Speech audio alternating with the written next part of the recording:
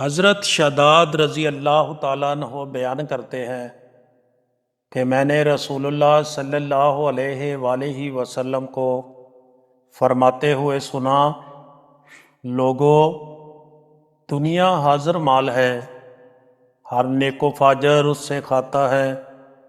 آخرت اٹل حقیقت اور سچا وعدہ ہے۔ عادل قادر بادشاہ اس وقت فیصلہ فرمائے گا، وہ اس میں سے حق کو ثابت کر دے گا اور باطل کو ناپید کر دے گا۔ آخرت کے طلبگار بنو، دنیا کے طلبگار نہ بنو۔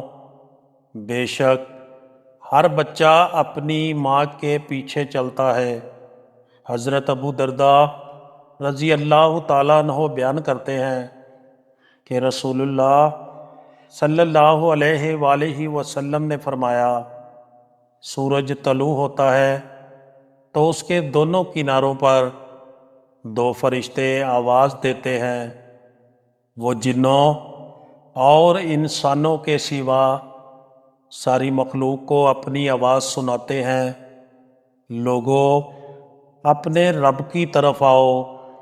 جو مال تھوڑا اور کافی ہو وہ اس مال سے بہتر ہے جو زیادہ ہو اور اللہ کی یاد سے غافل کر دے۔